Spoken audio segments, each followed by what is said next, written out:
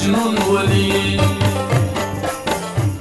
په سوات کې د بلدیاتي الیکشن هلې ځلې ډېرې په تندۍ سره روانې دي. ټاکل شوي ممبرانو د کلي محلي او د علاقې خلکو سره لیدل کتل هم شروع کړي دي. په ویلج کونسل کوکاري 2 کې د پاکستان پیپل پارټۍ په ټیکټ باندې نامزد امیدوار ادم خان د عوامي نیشنل پارټۍ د مشرانو د جرګې له وجې نه د NP په ټیکټ باندې ودرېدلي د جنرال سیټ لپاره ګوهر علي خان په حق کې لاس پورته کړل. د ادم خان او د ګوهر علي خان په یو کېدو باندې د جرګې مشرانو هم د خوشحالۍ اظهار وکړو او ویل زه ادم خان او د ادم خان د خاندان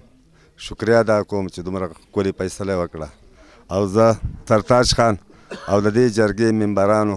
شکریه ادا کوم او چې دا کور آبادي موږ پښتانه ټول یو نو زه ډېره شکریه د ادم خان د خاندان ادا کوم او د دې جرګې ادا کوم او ټولو پښتنو ته مې خواست دی چې دا ټول خپل خفګانونه ختم کړي او خپلې پارټۍ کې منډه شروع کړي. ګوهر سره مخکې مو اوس ورسره مو یو زموږ د خورۍ په سوچه خفه شوی او دی موږ هغې ته راضي کړو چې موږ په خپل پارټۍ د ځای کوو نو د بیګانه د بل شپې نه دا میرزیو به زه موږ دا ناسو او نه د مخکې نه هم درته مولو چې یاره په انځر کې چې نه د خوبانۍ قلم نه لګي اوس یو پیپل پارټۍ کې بل په نیشنل کې موږ په خپلو کوششونه پرې وکړل موږ ډېره رضا کوو د خپله پارټۍ کې تاوان به هم کوو او منډه تړه به هم کوو. په جرګه کې د عوامي نیشنل پارټۍ مشرانو واجد علي خان، عاصم الله خان، نثار خان او عبید الله خان د سرتاج خان په حجره کې جوړ شوې غونډې ته بیان وکړو او د ادم خان شکریه ادا کړه. په دې موقع ګوهر علي خان پاسون نیوز سره د خبرو ترو پوښ وي. زه د خپل طرفه د ادم خان دغه د خاندان ډېره زیاته شکریه ادا کوم چې هغه زمونږ باندې اعتماد وکړو او زمونږ د جرګۍ ومنله. زمونږ د مشرانو چې په هغې کې زمونږ صوبایي مشران هم دي، زمونږ د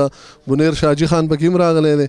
او زمونږ د تحصیل میر نثار خان هم دی، د کلي نور مشران هم دي. جرګه د پښتون روایت دی او کله چې هم پښتون ته جرګه کېږي نو ډېرې بدې وروسته کوي او جرګې له عزت ورکوي. همدغه رنګ د کوکاري اوسېدونکي ادم خان د جرګې احترام وکړو او د ګوهر علي سره یې د کلکې ملګرتیا لوزونه وکړل. زه ادم خان د عبدالاحد زوی چې د مخکې هم او اوس هم او بیا به هم د عوامي نیشنل پارټۍ موږ ملګري خو زموږ په منځ کې څه لږې ترخې خبرې دغ شوې د هغې وجې زه د پاکستان پیپل پارټۍ نه جنرال کونسل سیټ ته ودرېدم خو زموږ د مشران د NP چې دا صوبایي هم دي او د کلي مشران هم دي رالو او زموږ په منځ کې هغه روغ خبره وکړه او زه ګوهر ته په خپل سیټ نه دسپردار شوم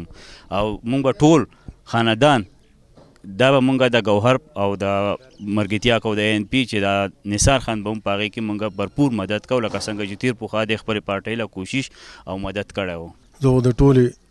جرګې شکریه ادا کوم چې هغې رالو دلته زموږ په دې روډ باندې جرګه وکړه، جرګه ته یې ومنله. زه د خپل طرف نه د ټولې جرګې طرف نه د هغې شکریه ادا کوم.